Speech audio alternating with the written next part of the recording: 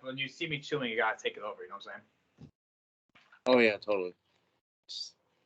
What's going on, guys? Well, let me redo that. Hold on, let me take a quick swig of my water. I was about to say you're already recording. Absolutely, yeah. Absolutely no enthusiasm there. What's going on, guys? It is Will here, back again once again. Obviously with my boy Shane, he's back after his 1 week hiatus. Back again once again for the Super Wildcard Weekend edition of the Gridiron Talk podcast. Now, the NFL is branding it as the Super Wildcard Weekend because there's a game on Monday. That's literally the only reason why it's called that. I think it's pretty lame personally, but whatever. But anyway, so Shane, how have you been, man? You took the last week off. How you doing? Doing good, man. Doing real good. How about yourself? Good. I can't really complain. I'm excited to watch the football. I'm excited to watch the playoff games. I think it's going to be a great week of football. I love the playoffs. It's the best time of football. So, yeah, what about you? You excited to watch the playoff games? Yeah, if I'm not, working the entire time. I think I'm working during, the entire, games this weekend. Minus Monday, obviously, but. So we do got some NFL news from Black Monday, which is when teams fired their coaches and stuff and all that, and kind of clean the house. We also have a signing for a team that's in the playoffs, which is pretty interesting. So, Shane, you ready to start this Super Wildcard Weekend of the Gridiron Talk podcast, man? Yeah, let's get it. So, yeah, I'm going to tell you coaches that are getting fired or GMs. And I just wanted to give you, we'll just bounce off each other, just give our thoughts. So Vikings fire head coach Mike Zimmerman and GM Rick Spielman. I saw this coming. The Vikings have been stuck in mediocrity since they've hired Mike Zimmer for the most part. So I really think this is a good move. And they want to clean house. That's why they fired the GM as well. What do you think about that? Do you like that move by the Vikings for firing Zimmer or no? I don't. Zimmer isn't a bad coach at all. They just need better players. Kirk Cousins isn't the QB that can lead their type of team to the playoffs. And I think firing Mike Zimmer is only going to make them worse. Right. Their GM, I can see them firing their GM because their GM isn't the brightest, but firing Zimmer, I don't think was the best way to go about it. At least at this point. If they got better new players and they were still mediocre, then I would say fire Zimmer, but I wouldn't have fired Zimmer. I don't think he's that bad of a coach, but I'm not the owner of the Vikings, No. so I can see both sides. I see where you're coming from. Kirk Cousins, how do I describe him? He's not the reason why they're bad, but he's also not the reason why they're really good, obviously, So I think what this opens up the fold for Vikings is, usually and this is going to apply to the next team to an extent. When you fire your GM and head coach Shane, what do they usually want? They want a new quarterback, right? They want a quarterback that the head coach can develop and stuff. So maybe potentially the Vikings are going to draft a quarterback in the second round. The quarterbacks this year, there's very few. There's only usually, depending on your mock draft, Kenny Pickett is really, and maybe Matt Corral are the only two that are consistently going in the first round. So maybe we'll see Malik Willis go to the Vikings, or maybe I think Rattler's transferring, is he not? Or Sam Howell from North Carolina. Maybe we'll see him go to the Vikings, but expect the Vikings to draft a quarterback in the second round, especially with a new head coach and GM. Small side note, Corral is actually predicted to get drafted before Pickett. Really? Yeah, I know. I obviously there's not there is a lot of teams with young quarterbacks, so you won't see a lot of teams you won't see the Jaguars, probably pick another QB, obviously. Obviously not. Lord. Right. There isn't a lot of, so you won't see many QBs go in the first top 10. I don't think any QB will go in the first top 10 picks. Maybe just one. It's not a QB draft. But, this is not a really QB draft. It's a very defensive draft. Corral, but we'll see what happens with that. Mm-hmm. Excuse me. So yeah, our next. I'll. By the way, first time ever in the Gridiron Talk podcast, I'm actually eating food. Because I'm not eating today. You think me being like you, Shane, big weightlifter, I should be eating all the food I can, but I actually have not eaten today. So if you hear me grubbing, I apologize. When I'm eating, I'll try to make sure I'm not I won't be right up to my mic chomping. So just a little bit forewarning, if Shane's done talking and you hear me just silent in the background, and I'm eating. But next up we got, this is expected. I saw this coming. I thought this was going to happen last year, but the Bears fire head coach Matt Nagy and GM Ryan Pace. The fans of Chicago are rejoicing. They are not riding. They are parading the streets of Chicago without getting shot. Oh, okay, sorry, that was pretty messed up. But you know that they're parading and stuff. But what do you think about this, Shan? I mean, I think this is a good move for the Bears. What about you? I think this is going to be the best move the Bears will make in, probably this decade. In all honesty, Matt Nagy's the worst coach. Like fundamental, he doesn't know how to. Play call. Yeah, he doesn't know how to play. He doesn't know how to do anything. He doesn't know how to. You said it earlier. Progress his players, at all. So we'll see who they hire. I think Brian Flores would be great to go to Chicago. But we'll see. Another thing here I forgot to add: coaches that got fired.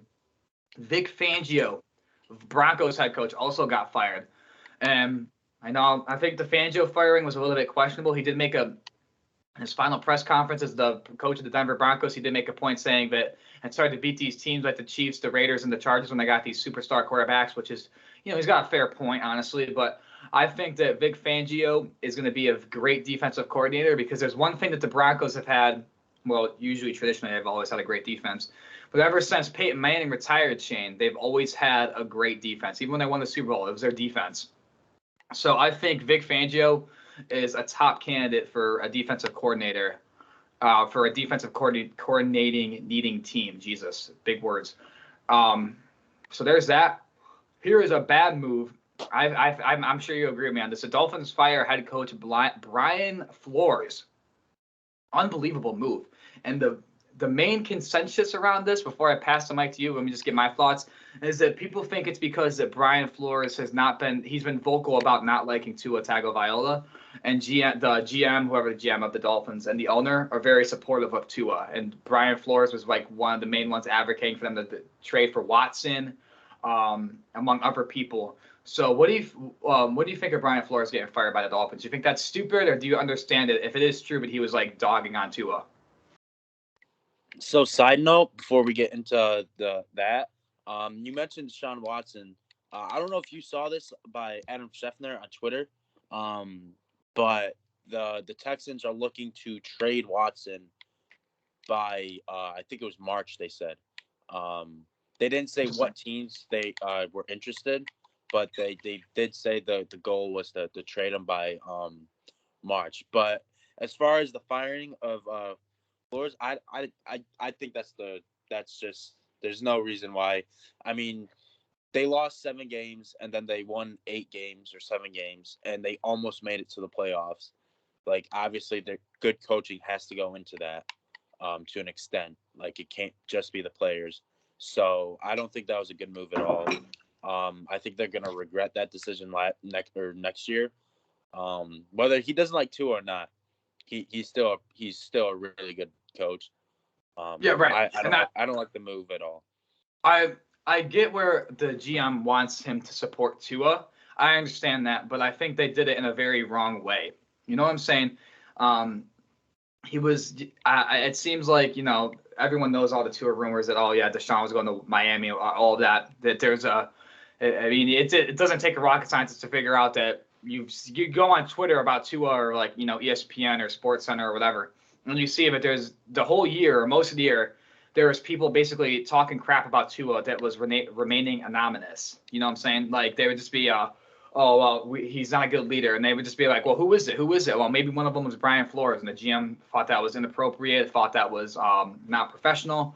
So I get where he's sticking behind Tua, but like you said, Shane, they won 10 games last year when Tua was a rookie with Fitzpatrick. Now they won 9 games after starting off 1-7. They almost made the playoffs. They won 9 of their last 10 games. That's really good. And not a lot of teams can say they did that. And I saw the Dolphins have of the last 2 years, they got the 10th best win percentage, and the teams that are above them are like the Chiefs, the Buccaneers, the Packers, the NFL's elite. So. But they've had a better record the last 2 years, better than the 49ers, the Eagles, teams that are in the playoffs this year. So I think that's a bad move. But let's just move on to the next one. We could talk about that one all day. That's just a very bad firing. Giants fans rejoice as GM Dave Gettleman retires. Thank the Lord. And the head coach, Joe Judge, is also gone. Thank the Lord. Shane, what are your thoughts on that? I immediately text you to see how what your thoughts were. Yeah. I think this is a great Move. I don't think they even should have hired Joe Judge in the first place. I don't know why they would hire him. He's not a good coach at all. He doesn't know, like, they should have never hired like anybody from their staff, their offensive staff, for this year, because they don't know how to use Saquon. They don't know how to use Kenny Galladay. They don't know how to use anybody. So just rebuilding. I know you said this before. They just need to, rebuild. Um, I don't. They got to release somebody. I think it should be Kenny Galladay. Just because he's getting older. He's not as good, in my opinion, as he used to be. But this is the beginning of what I think for the Giants is a better upturn for the next future. And I agree. It sucks. The Giants have very bad cap, second worst in the league or third worst. So that means, like, it's so bad that, like, I told you this, Shane, that they can't even sign their rookies. Like, they literally can't sign their rookie player. So, like, somebody will get released off the Giants. It's just like who. Here's the last coach firing. Then we have a surprise signing. Is the Texans fire head coach David Culley. Another very stupid move. Now, don't get me wrong. Do I think David Culley would have been a great coach? We can't say. Like, he was put in probably the worst situation out of all of these coaches that got fired. He was put in the very worst. You got to Deshaun Watson, rape allegations or sexual assault or harassment or whatever the exact term is. You got a rookie third rounder beating out Tyrod Taylor. Just a very bad team. And they won the same amount of games as the Texans did last year with Deshaun Watson playing the whole year. So, my point is just if Deshaun Watson's playing, I think the Texans may have been like a 6 or 7 win team. I mean, honestly, like you're trying to tell me that he couldn't have done that, but I think it's a very stupid move. Some people think it's racially motivated, like also with Brian Flores. I don't like to think that, honestly. I mean, you never know, obviously. But what do you think about that? Do you think David Culley should have gotten fired, or do you think he was put in a very bad position to succeed as the coach of the Houston Texans? I think they just didn't. They never really gave him a shot. It was his first year. They went 4-13. Yeah. I don't understand why you would sign him. I mean, it's not like your team was already in a rebuild.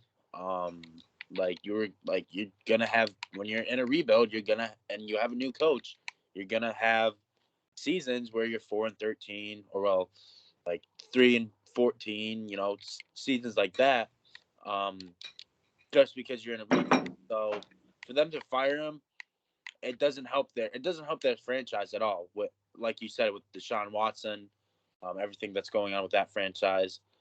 The players that they just don't have in order to win games. So I don't know what they were thinking with this one. It's questionable. But lastly, this is going to be a good signing for the Rams. The Rams are signing Eric Weddle, safety, out of retirement for their playoff push, as their safety Jordan Fuller is out for the rest of the season with an injury. Eric Weddle, he retired last year, was his first year. So he retired 2 years ago, and he was a great safety. The old school fans or the older fans will know him as a safety for the San Diego Chargers. He then went to the Ravens, and he finished his career in LA in 2019, the year after they went to the Super Bowl, as this was his final year. So, Shane, how do you think Eric Weddle will still be good? He was a top-tier safety in his prime, and he still had it the year before he retired. Do you think this will be an impact signing for the Rams, or do you think it won't matter? I don't think it won't matter, but I don't think it'll be a big impact. It's just like one of those signings, like you signed him just for the experience, just to help out, the younger guys. Obviously, he's going to play. He's Eric Weddle. But I think this is for because when you look at it, the Rams I'm gonna talk about the Rams just for a quick second about their defense. They have Jalen Ramsey, they got Von Miller, they got all these key players who are also they're not younger stars. They've been to the Super Bowl before, like Aaron Donald. Established. Yeah, they're established superstars. Aaron Donald like you said, best defensive tackle we've seen in the past, like, I don't know, I'd want to say like 10, This 15 years. century. I'd say this Um, century since 2000. yeah, we'll even say that. Jalen Ramsey, he talks the talk, but he also walks the walk. He's shown he's been the best. In my opinion, he's the best corner since Darrell Rivas. Their defense, they got Von Miller, who's obviously been to multiple Super Bowls, and now they pick up Eric Waddle. They have players that can help these other players who haven't been in these spots, because when you look at it or not, the Rams are going all in this year. They showed that when they traded for Odell, or they signed Odell. They traded for Matthew Stafford. They did all this stuff in the offseason because they want to win it this year. But I don't think he'll make much of an impact. But long term wise, I think it'll make this team better. I like that. At least defensively. Both of their safeties are young. Jordan Fuller, I think he's a second-year safety, and Taylor Rapp, the other safety, I think is also like a second or third-year safety. So I like it that Eric Weddle will start alongside Taylor Rapp as a safety for the playoffs. And then, like you said, even though Jordan Fuller's out, I'm sure Eric Weddle is gonna I guess, coach him or give him tips, obviously. So I like that. I like that answer. So with all that, Shane, are you ready to get into the games, man? Because I am excited. Yeah, these are some interesting playoff games we got. So we got 2 tomorrow, 3 on Sunday, and then we obviously have 1 on Monday. So Shane, I know like in our notes we haven't I usually see who's going. So we're just gonna go. I know you like to talk about the Buccaneers, so I'll read the first 2 and then you read the next 2, and then we'll alternate. All right? Awesome. All right, so I'll start off. So our first playoff game we got, this is going to be tomorrow at about 4:30, give or take, is the 5-seeded Las Vegas Raiders against the AFC North champion, the 4th-seeded Cincinnati Bengals. Both teams are 10-7, and the Bengals are 5.5-point favorites on this game. Okay, so Raider Nation, congratulations. This is your first playoff appearance in 6 years, since 2016. And the Raiders, against all odds, we've mentioned it numerous times with Henry Ruggs, John Gruden, players getting arrested, not just Henry Ruggs, more players getting arrested. They have gotten past all of their issues this season, and they've made the playoffs again. That is insane. So my first question for you, Shane, is how will Derek Carr play in his very first playoff game?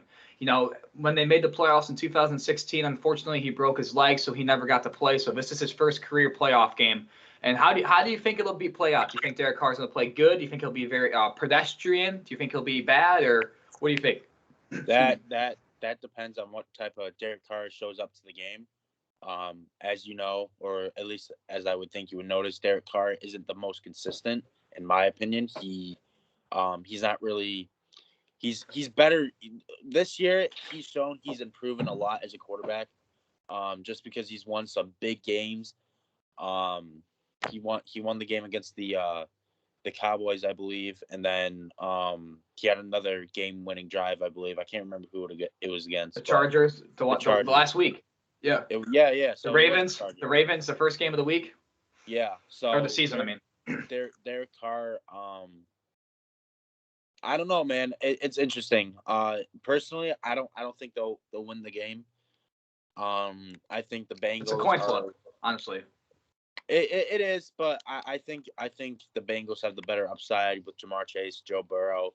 They got a good rushing offense, obviously. I think this team. I think the Bengals are in a good spot right now with their team, especially for the future. I think they're gonna be like. They're not gonna be quite like the Chiefs, but they're gonna be like the Titans, but better. Like, they don't need to give it to their running back. Joe Burrow is gonna be a stud throughout his career. Yeah. So we'll see. We'll see. What are your thoughts on the game? Yeah, so for most of these games, just to spice it up, I have like an X factor for each, the key thing to watch. So for this week, it's going to be the Raiders pass rush versus the Bengals offensive line. There's also going to be one more. So Joe Burrow, yes, was picking Jamar Chase the right move, yes, but their offensive line is still not the greatest. Joe Burrow is also the most sacked quarterback in the NFL. And then the Raiders obviously have Yannick Ngakoue, who is their sack leader. He has 10 sacks. And Max Crosby, Mad Max, who has 8 sacks, but he also leads the league in QB pressure, Shane, with 83. That's insane. 83 QB pressures, right? So I think this is going to be like watching this game. Obviously, what the Raiders can do on offense, yes. But this is going to be the key thing to watch is how will the Bengals react to the Raiders pass rushing duo of Yannick Ngakoue and Max Crosby? How will they react? How will they adjust? And also Darren Waller's impact. You know, when they have Darren Waller, the Raiders average around 24 to 25 points a game, which is good. You know, that's pretty solid. Without Darren Waller, they average around 16 to 17 points a game in that range, and that's not good at all. So Darren Waller was used very pedestrianly last game, which makes sense because he had a tweaked knee plus a lower back issue. So it makes sense why he was used very sparingly. But I think if Darren Waller is Darren Waller when he's healthy, I think he will be the main X factor for the Raiders to pull off his upset. And also just wanted to add that the Bengals and Raiders did meet earlier this year, week 11, and the Bengals kind of smoked them 32-13. But it was a close game for the most part. The Bengals just pulled away at the end. So, Shane, do you have anything you want to add to what I said about the Raiders pass rush or Darren Waller or the Bengals offensive line? Do you have anything to add to that? I did, but I kind of forgot it. But you pretty much like said everything that like I was thinking. The Raiders. I just see the Bengals winning this game. I don't see the Raiders going any farther than this, unfortunately, because with everything that's happened, you want to root for them, as like a favorite. But I just don't think they'll be able to stop the offense of the Bengals. And also, real quick before we give our scores, this might be a hot take, but I can honestly see one of these teams playing in the AFC title game. Honest to God, and that might be a hot take, but I would not be surprised if the Bengals upset the Titans if they play the Titans or whoever they play. I can see either of these teams making a Cinderella run. I can see Bengals Chiefs. I can see that. Yeah. So my pick to win this game, Shane, is maybe this is just my bias because I do the podcast on the Raiders. Maybe it's not, maybe it is, but I got the Raiders win this game 27-24 as they advance to the divisional round. Who do you got? I got the Bengals 30-27. I just don't think the Raiders are going to win. Like, I'm very confident the Bengals are going to win this game. So our next game we got, which is the Saturday night game, so tomorrow night, this is going to be the third matchup between these two teams. The winner take all 6-seeded New England Patriots who finished the season 10-7 against the 3-seeded AFC East champions Buffalo Bills who finished the season 11-6. And the Bills are 4-point favorites here. So last time these two teams played, Josh Allen went off. Mac Jones played very bad. The first time they played, it was I guess they're calling it the Wind Bowl. That's what they're calling it now because they couldn't throw the ball and Mac Jones threw it 3 times. So it's crazy because in Buffalo tomorrow, it's going to be freezing. The absolute warmest it will be tomorrow is around 4 degrees. Yes, around 4 degrees. And the wind gusts are going to be around 15 miles per hour. And if you incorporate the wind chill, it's going to be -10 in Buffalo. So it's going to be a cold game. Shane, so my question for you is, do you think that's going to affect the game like it happened last time these two teams played in Buffalo with how it was really windy and the Patriots just ran it down the Bills' throat? Or do you think the weather is going to be irrelevant in this game? I think the weather is going to be the biggest factor of this game. However, I think the Bills will be better prepared for it. Obviously, because, that's where, their home games are. Most of them live there. And I think they'll come out with a better game plan. More kind of like how the Patriots did against them, right? Like their first game, but more with like Josh Allen and running the ball as well. Their rushing offense has been a lot better later in the year than it was in the beginning of the year. So I think this game will be a little bit more high scoring, but I also think it'll trend towards the same as it was the first time these two teams played. And another thing is, can Mac Jones play better? Now, as you know, mostly me, but both of us together have been really high on Mac Jones, how good he is as a rookie. He's in a slump, though. Mac Jones, the last couple weeks, has not looked like the veteran that he is kind of portraying as, I guess. He played really bad against Miami. Obviously, like I said, he played pretty bad when the Bills played the Bucks when the Bills played the Patriots the last time. So he it's just that he's just not been playing the best. And you know what's crazy, honestly, is I just saw this is that Mac Jones supposedly is the reason why Brian Flores got fired. You know why? Because Brian Flores supposedly told Tua straight up that he wanted Mac Jones over him. That's crazy. I would never. Yeah. I mean, I would probably never say that to my rookie quarterback, but So if you don't incorporate the game against the Jaguars because it's the Jaguars, Mac Jones last game he went one touchdown, one interception. That was a pick six. Against the Bills last time he had 2 picks. Against the Colts he had 2 picks. He's thrown 5 picks his last 4 games. That's not good. So I think he's got to. Will Mac Jones play well? That's just my question for you. Do you think he'll turn it around, or do you think he'll still be in this little slump he's been in? I think he'll turn it around, but I think the experience in the playoffs is gonna get to him. He's obviously a rookie. He's never been to the playoffs before. So I think he'll be fine. Except I don't think Bill has had to play with other quarterbacks when Tom Brady was hurt or when Tom Brady wasn't playing, but he's never had to play a playoff game without Tom Brady. Ever since he left New England. Fun fact: New England hasn't played a playoff game without Tom Brady since 1998, and that's a long time. That's what 24 years almost. 24 years, something like that. But I don't think the Patriots. I've always liked the Patriots against the Bills this year. But this week, this game playoffs, I don't see the Patriots doing it. Yeah, and also I know you touched upon this, but Devin Singletary is the Bills' X factor, and it seems like when Devin Singletary plays good, the Bills win. So I think a lot of pressure is on his shoulders, but I think the Bills are going to win this game. I agree with you, Shane. A little bit bigger scoring game, a little bit bigger differential. I think the Bills win 31-21. What about you? I have it a little bit bigger than it was the first game. I have the Bills winning 17-16. And on to our next game, it will be the 7th seed Eagles versus the 2nd seed Buccaneers. The Eagles are 9-8, while the Buccaneers are 13-4. The Buccaneers are 8.5-point favorites. Sorry about that. The Eagles are big underdogs. I think this is the biggest, maybe minus the Chiefs and Steelers game, underdog team that's playing in the playoffs this year. The Eagles, we've said it all year, the Eagles have the best rushing offense in the NFL.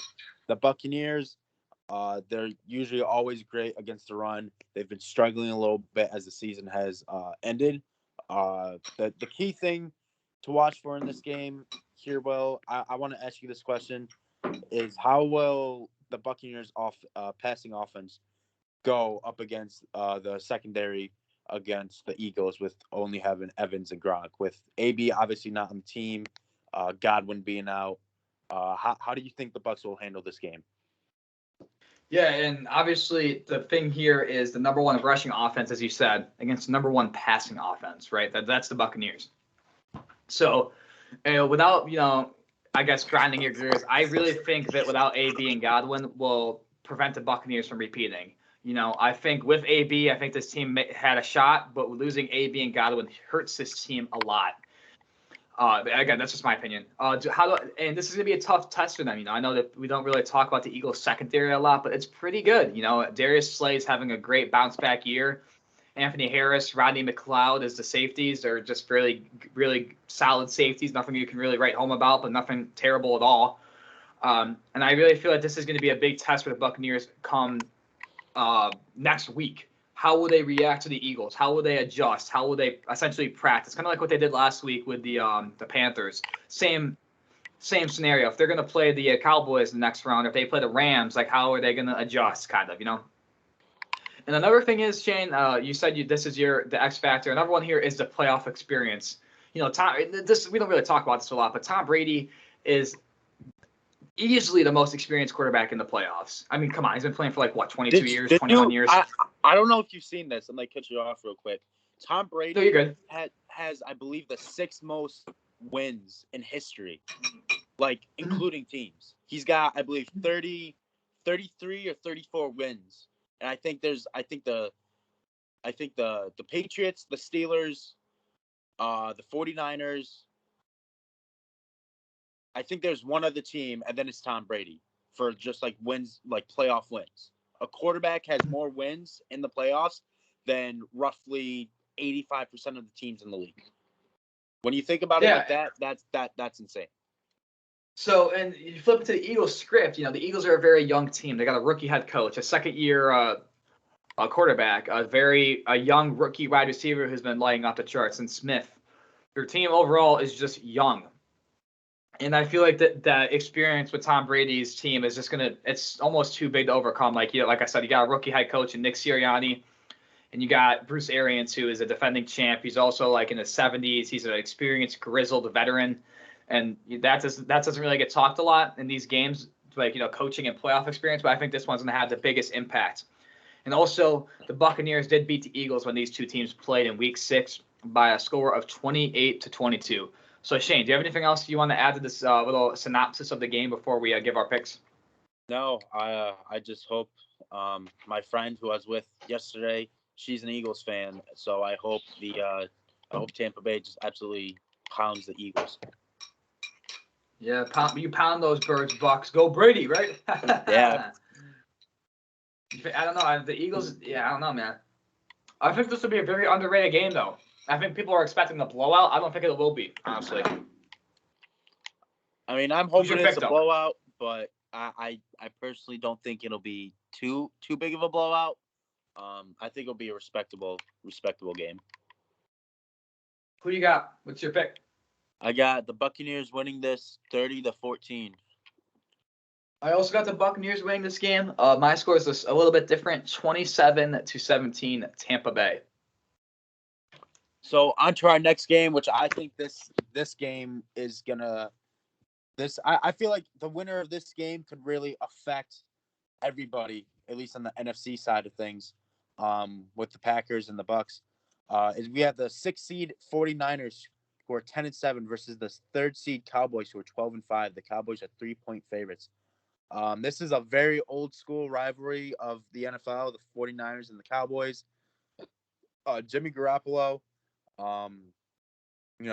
this is his second time, I believe, being in the playoffs. Obviously, they went to the Super Bowl with him against the Chiefs a couple years ago. He's going to be the X factor here. My question for you here, Will, is with the Cowboys defense, obviously we know they're pretty good defensively.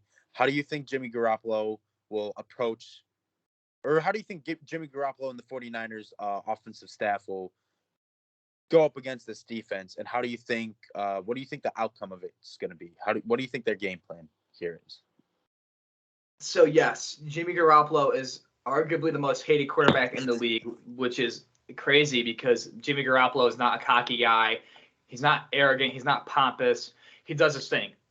And you can't deny the facts that the 49ers are a better team while they play Jimmy G. When we look at it, they won 6 games last year, 6 or 5, and this year they've won 10. So, I mean, the proof is in the pudding. They went to the Super Bowl with this guy. He can't be that bad. So Jimmy Garoppolo is the X factor. Will he play like Jimmy G from a couple years ago, or he's going to play like Jimmy G where he's a little bit inconsistent? That's going to be a big factor too. And it's like with Derek Carr, like you said above, Shane, it's like a coin flip. We won't really know. But the key thing about the Niners is they are a run-first team. Kyle Shanahan is a coach or a son of legendary Broncos coach Mike Shanahan from the 90s. And why I mention that is because Kyle has picked up a lot what his dad has done. And if you listen to what Troy Aikman and Joe Buck, what they say this exact thing. He's doing what his dad did. His dad had Terrell Davis, so it's a little bit different, but it's the same thing. Hard zone runs, inside zone, outside zone, stuff like that. A bunch of RPOs he's also incorporating. So I like what Kyle Shanahan has done with this offense. Obviously, they got Deebo Samuel, who is a triple threat at receiver. He can run the ball. He can receive the ball. He threw for one last week, so he can honestly do it all. He could probably return kicks and punts. He's just a freak athlete. I love Deebo Samuel. And obviously George Kittle, who is a great blocker. He's just a great Swiss Army knife of a tight end. So these are Jimmy Garoppolo's best weapons, and we're going to see how well he will use them in this game. Now, the flip of the paper to the Cowboys defense, obviously they got Micah Parsons and Trayvon Diggs. They're two all-pro, Pro Bowl cornerbacks and linebackers. I think Trayvon Diggs is overrated personally, but, you can't deny the fact he gets a lot of interceptions. That's a fact. You can't deny it, and how much of a beast that Micah Parsons is. That's, again, also undeniable, alongside guys like Randy Gregory and DeMarcus Lawrence. So flip it to the Cowboys offense. Also, this offense is arguably the best in the playoffs. You got Dak Prescott, CeeDee Lamb, Amari Cooper, tight end Dalton Schultz, Zeke. You can't deny the facts how good this offense is, So what do you think about the Cowboys offense, Shane? Do you think it's legit, or do you think they just dropped 55 points or whatever. So what do you think about the Cowboys offense? Do you think they're a top-tier offense in the playoffs, or no? No, I do not. Only because they're not consistent. At least in my opinion. They've had a couple games where they've scored as many points as they should be with this type of offense, and then they score 17 one week against mediocre type defenses at that. The 49ers defense isn't a bad defense at all. I think with Fred Warner is easily the best linebacker in NFL right now. I just don't. Something about the Cowboys, they just can't win the big games. They've done pretty well in the big games this year, but you never know with the Cowboys, especially this year. They've really been, in my opinion, they've been one of the most inconsistent teams this year. They started out 6-1, and they ended up going 6-4 or 6-5 the last 11 games of the year, or 10 games of the year. I think the 49ers have a great way into the Super Bowl just because of how they run their offense, and the key factors that they have. Like you said, Deebo Samuel. I honestly think he's the best athlete in the NFL. He can do everything. He's played running back. He's played wide receiver. He's thrown the ball. And then obviously George Kittle, top 2 tight end, and then obviously, like you said, Jimmy Garoppolo, who's hated on for unnecessary reasons. I think this game is going to be a very interesting game. Shane, are you playing Madden? I may or may not be. I heard the sticks me when you dirty dog. Yeah, he's practicing to beat me, guys. I always kick his ass when we play. Yawn. So real quick, I think another key thing here is the 49ers pass rushing duo, Nick Bosa and Eric Armstead will also have to play up big here. And lastly, the last X factor here is both teams' offensive line. The Cowboys' offensive line's been great for a while now, and let's see if they can carry that momentum into the playoffs and prevent Dak from getting pressure from Bosa and Armstead. And the 49ers have the best tackle in football at Trent Williams, and he's been the best tackle in football for a while now. So this is going to be a great game. I think this is the best game we have this weekend, personally. I got the Niners winning, though, 31-28. What about you, Shane? Yeah, I have the 49ers winning as well. I have them winning 27-24. So let me take back over the mic, then we'll have Shane do the last game. This is the moment I've been waiting for. Say it, Will. Come on now. I'm waiting for it. I'll wait. You want me to say this? Yeah, I can sit here all day and wait. Will was proven wrong for once. Look at him. So we got the 2-seeded Kansas City Chiefs, who are 12-5, hosting the 7-seeded Pittsburgh Steelers at 9-7-1. Wait! You hear that, Will? It's all the basic Steeler fans just flipping you off and going saying, "Oh, Will was wrong. Will was wrong." Yeah. Well, it's okay. They're gonna lose this game anyway, so it don't matter. Let me just say, I can't wait. I just can't wait till Patrick Mahomes drops 37 points on the Steelers and ends Big Ben's career. These Steelers fans. Also, the Chiefs are 12.5-point favorites, and they still think they have a chance. Yeah. Jokes. So, I don't even want to read this, but the Steelers have snuck into the playoffs somehow because the Chargers coach is a baboon. have to play the defending AFC champions. And what will be, not maybe, what will be Big Ben Roethlisberger's last game of his career. Does he have one more playoff run in him? No. If the Steelers have any chance of winning this game, it'll be because of T.J. Watt and Cameron Hayward. So, T.J. Watt, he tied the single season sack record last week at 22 and a half. I was happy for him. I thought that was awesome. I was like, oh, wow, great player.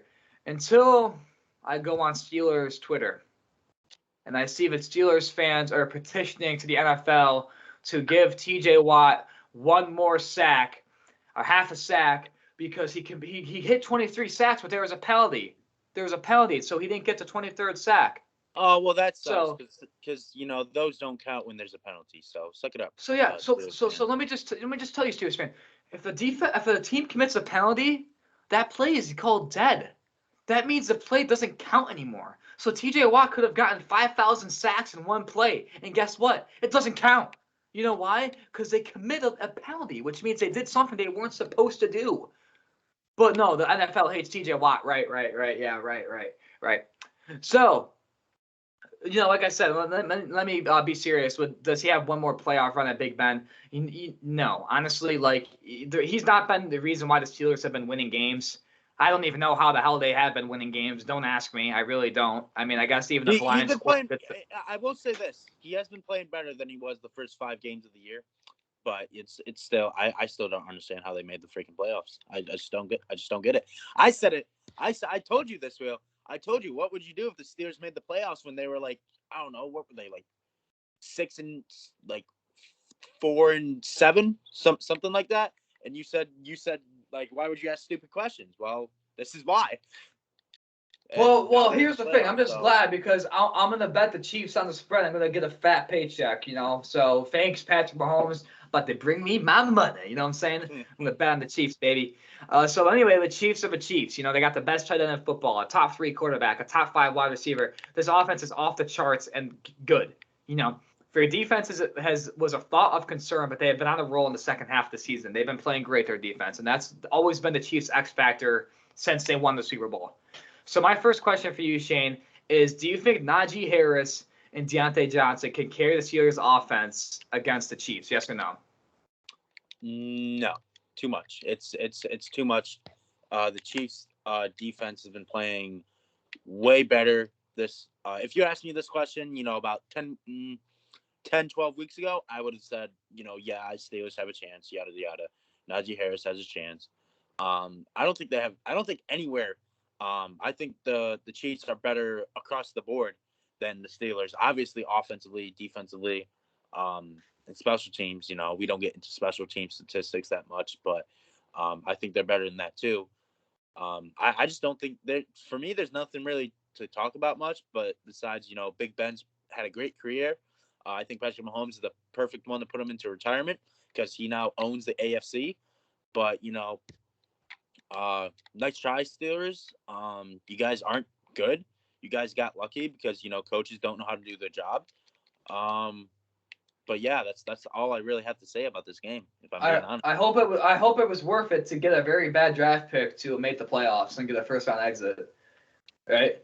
But then you got the Steelers fans. At least we made the playoffs. Will your Giants only won 4 games? Well, yeah, but the Giants have 2 top 10 picks. The Steelers are picking 20th, and they're gonna get pumped by the Chiefs. Sorry, yeah. So the Steelers can't get down early, or it will be ugly again. Which it's gonna be ugly. And obviously, the Chiefs beat the Steelers like 3 weeks ago by a score of 36-10. I think the Chiefs are going to win 37-20. That 20 is very generous. I wanted to put 0, but then I said, I can't be that rude. So I gave them 20. What about you, Shane? I give it a little. See, here's the thing. I think obviously, I think the Chiefs are going to win this game.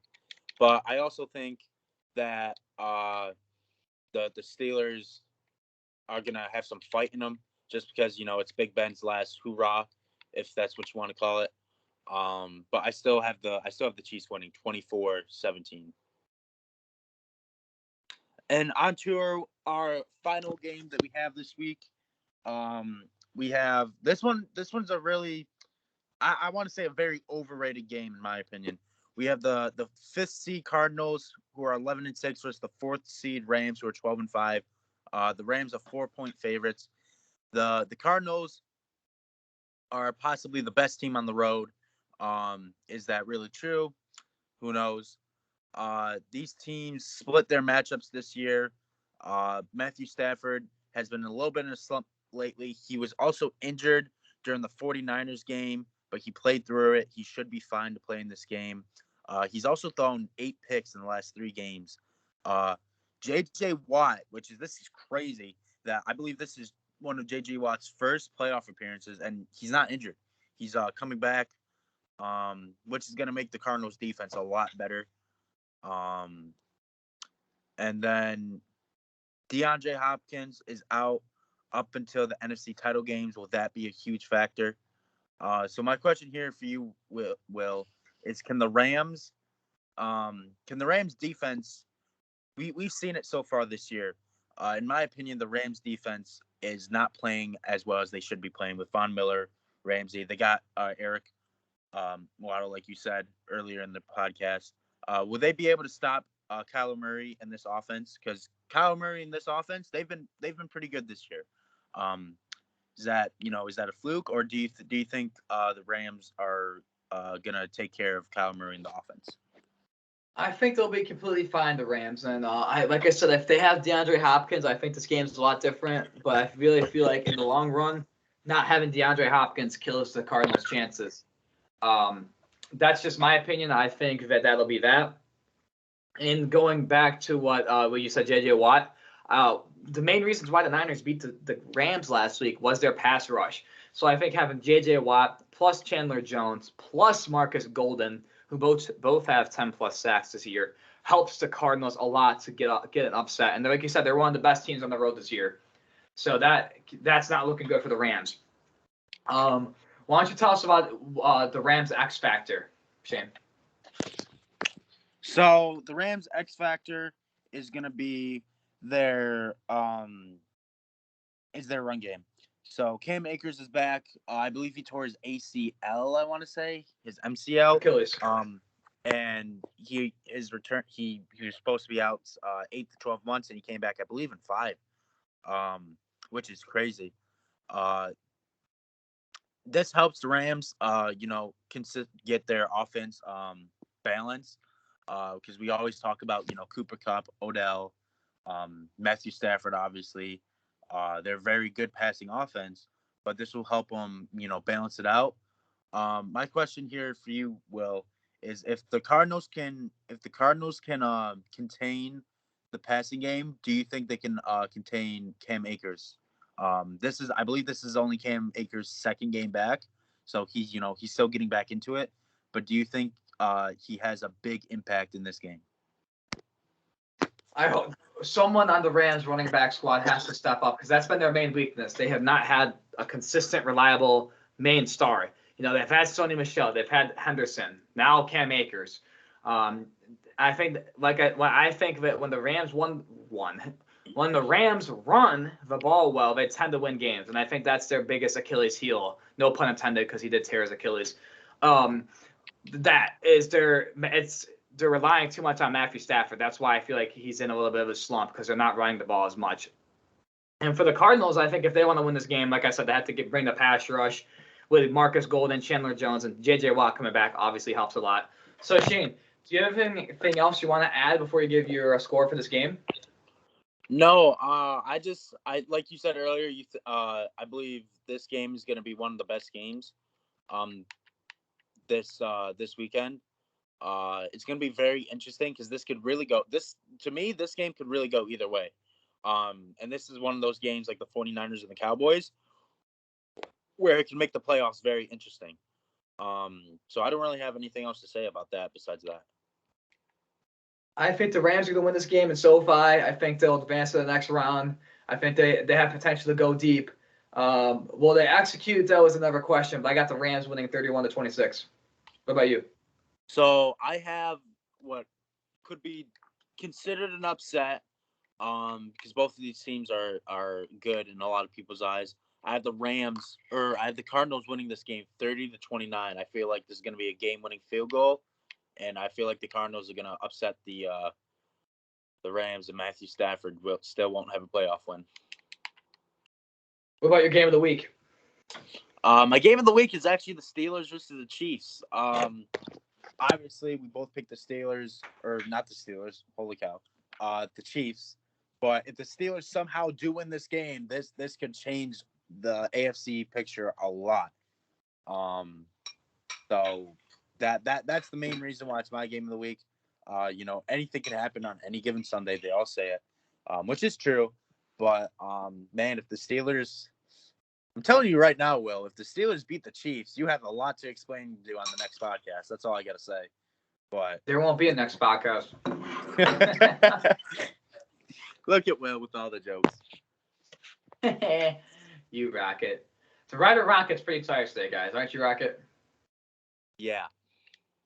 He got attacked by some demon yesterday. Rocket, Sure. you were supposed to laugh. Oh no, I was laughing, but I wasn't trying to laugh too hard.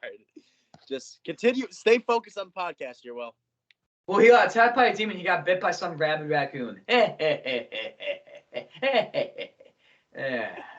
All right, continue with the podcast here, Will. Okay, sorry. Yeah, I get off topic easily. But yeah, my game of the week is the San Francisco 49ers versus the Dallas Cowboys. And also, fun fact, like the last 3 times these teams have played in the playoffs, the winner has won the Super Bowl. So something to take note, but I think that's going to be the best game this week. I think the Niners are very underrated, and it should be a very good game to watch, and it should be a high scoring game and a very interesting game for everybody. So that's to conclude the Super Wildcard Weekend edition of the Gridiron Talk podcast. For the picks record, I have the lead. I got a big lead. I got my record's 165. And the Ryder Rocket, Shane, he's 93 and 72. Sorry, Rocket. Looks like you're gonna lose, kid. Yeah, I had a lot of games that didn't go my way that I thought were, so it's okay. We'll just kick your ass next year. Looks like you owe me $20, bitch. Yeah, I guess so. Yeah. So yeah, Shane, do you have anything else you want to add, man, before we conclude the episode? No, not really. Just enjoy watching football like always. You could add my Instagram under Big Man Shane, and that's pretty much it. Stay tuned for our also shout out Joey for doing the thumbnail like always. Appreciate your hard work, man. Me and Shane both. Shout out to you. It looks great this week.